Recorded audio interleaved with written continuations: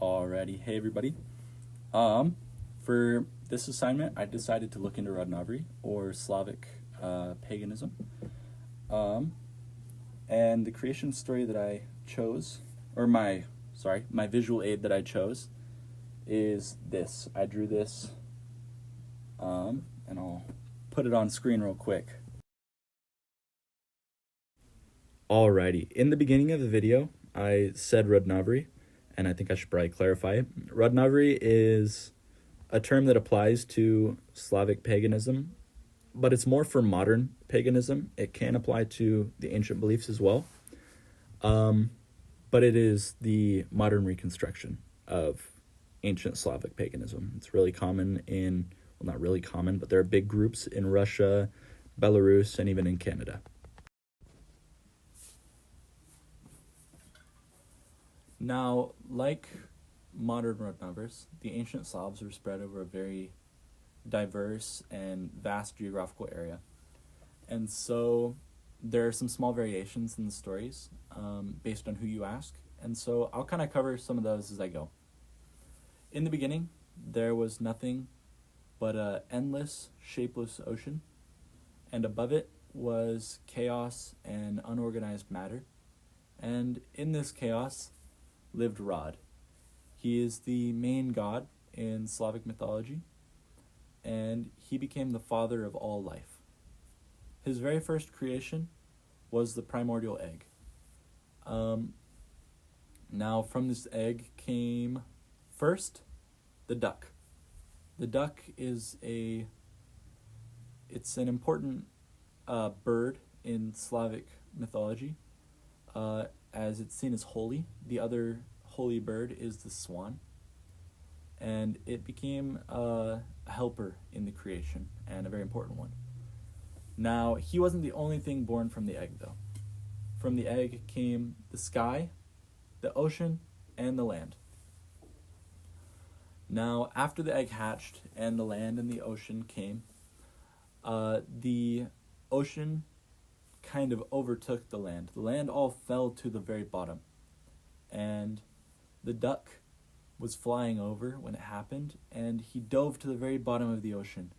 And he took a mouthful of the sand and of the mud, and he brought it up. And as he brought it up, it expanded and it grew, and it became the land, or the very first piece of dry land.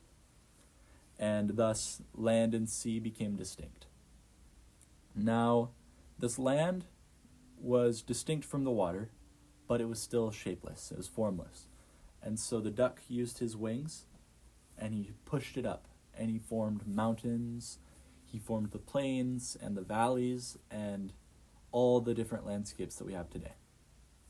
So we have our ocean, our mountains, and our hills, and everything, but we don't have any stars in the sky or a sun yet.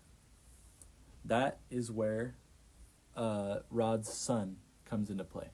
Rod has a son, his name is Svarog, and he was a blacksmith. He forged the sun and the moon and all of the stars from sparks. And he set them in the sky and created night and day, and also the seasons. Now, he was one of many gods.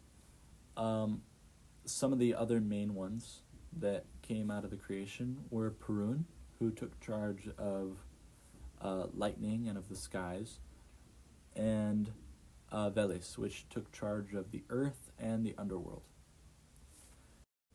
Now, I think that this kind of relates to who the Slavs were on a cultural level back then by showcasing their love and reverence for nature and for cycles. You can see the cycle of chaos turning into order, and you can see life and death.